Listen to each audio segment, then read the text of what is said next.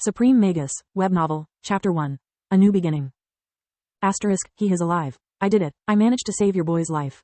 Asterisk, please, remember that asterisk means words that Derek is not capable of understanding. After the midwife triumphantly said those words, the room exploded in cheers and tears of joy. The people in the room were hugging each other and the mother in turns. Meanwhile, Derek lied limp in the midwife's arms, looking left and right trying to determine how bad was his current situation. Well, what do we have here? The bedridden woman is clearly this body's mother. She definitely needs a bath. After delivery, the sheets were stained with blood, urine and feces. The crying, rough-looking man should be the father. I wonder if he is crying for my sake or just because he was afraid of losing his wife. I bet the second one. Then I have a bigger brother and a sister. This is bad. Suddenly another woman entered the bedroom bringing with her a little boy and a girl that raced to the bedridden woman. Oh damn it, this is even worse than I thought. So far I have only two possible choices. Option 1, grow into this large family, fighting every day for the few available resources. Malnourishment is most definitely a given. Then, when I am old enough, starting to work with father and brothers, getting married, having children, etc. Option 2, wait until I am tall enough to grab sharp objects, put me out of my misery and take another spin hoping for a better outcome. I think I'll go with option number 2. Meanwhile the room had become silent. The midwife had already finished cleaning the newborn, wrapped him up in a clean cloth. During all this time Derek neither moved or cried. Asterisk, Nana, what's wrong with the baby? Why is he not crying? It never happened before. The mother was worried, and ignoring the pain was trying to get up. Asterisk, shush, child, and don't you dare to move. I still have to heal you. The midwife tone did not leave space for reply. Asterisk, I delivered dozens of children. A silent one is rare but nothing special. Do you want to see how strong he is? There you go. She unwrapped him from the cloth, and while holding him gently gave a little spanking, to force him to cry. Derek grunted a little, while staring at her in dismay. Want to play rough, old hag? He thought. Fine, you just triggered my trap card. Twin flood, activate, and out of the blue he relieved both his bowels and bladder. The backdoor attackers splattered all over her feet, while the front door flood struck her on the face and chest. Derek started giggling loudly.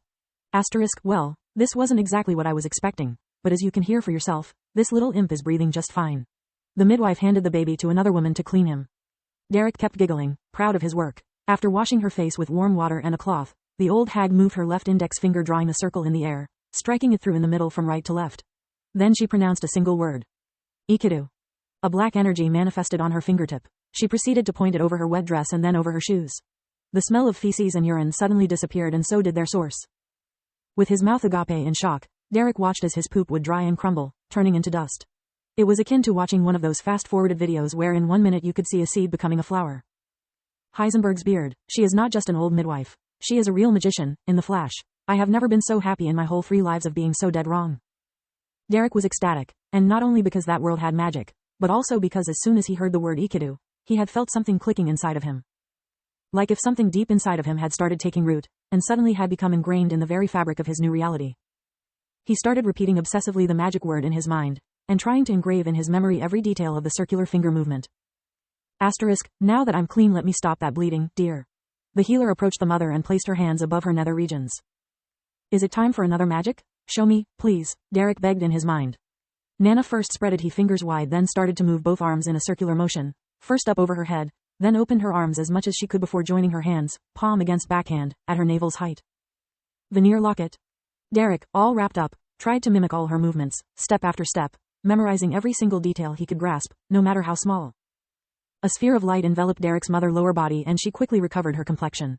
The pale skin reverted to a healthy pink, while all the traces of pain and fatigue disappeared from her face. Once again, something clicked inside him. After the dark magic, he could clearly feel that simply by hearing the power word, a connection had been established between him and light magic. Derek could not stop grinning. If I have enough magical talent, it would mean there is actually a third hidden option. He thought, I can become a magician and live free for the first time in my life. No shackles, no responsibilities. But it's better not get over-enthusiast. With my luck I could just have a poor talent or... His reasoning was abruptly interrupted. The woman that had held him until that moment was handing him to his mother. Asterisk, Nana, are you sure he is all right? He has yet to cry, and giggle or not he is too quiet. With all that happened, I am really afraid that something is wrong with him. After those words, the noisy room turned gloomy. Afraid that he was somewhat responsible, and quite eager to explore option number 3, Derek did his best baby impression, giggling, smiling and doing raspberry sounds. Nana felt her professional pride hurt by such allegations, but it wasn't her first time with an anxious mother. She knew Alina since she was still a child, and had delivered all her babies. Nana could not deny that this delivery had been one of the most difficult of her career. The labor had lasted hours and she had been forced to cast healing spells multiple times to stop the bleeding. When she finally could see the baby's head, she knew something was wrong. Alina was fighting with all her strength, but the baby was limp. So, she had rushed and used her hands to pull out the baby as fast as possible, only to discover that he was being strangled by his own umbilical cord. After cutting and removing it, she had tried all her best spells, but to no avail. For a whole terrible minute, Nana had believed the child was lost. But then the healing light had finally activated, forcing the baby to puke, clearing his airway. Then and only then Nana started affording the luxury of relaxing. Healing magic was no miracle. It could enhance the life force of the patient, making easier to recover from an illness or healing from an injury, but it could not create life. Nana was sensitive, so she understood that Alina didn't need a lesson about magic, just be reassured about her child's health. Worry not, my child. I can prove it to you that all is well.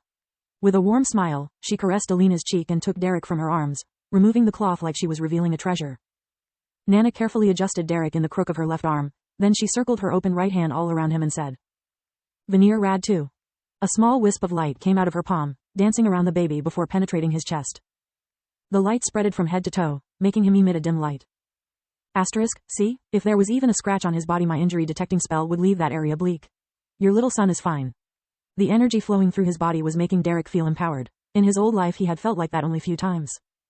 When he got his degrees, when he finally abandoned his parents' home, when he beat up the bullies. But all those times it had been a fleeting emotion, lasting few seconds at best. Now it was different. It wasn't just adrenaline. Real magic, real power was coursing through every fiber of his being, making him feel invincible. So, when the spell started fading off, he could not accept that. "No, come back to me, give me my power back," Derek screamed inwardly. He focused on the last strands of energy, willing for them to stay. He could not cast the spell on his own, but he could still feel the lingering power and started feeding it with his own. Derek's light stopped dimming and instead grew stronger and stronger. Nana was dumbfounded. She had never seen anything like that before. That was not how the spell was supposed to work. Derek wanted it to last forever, but a second later he fell asleep due to mana exhaustion, and the light disappeared quickly.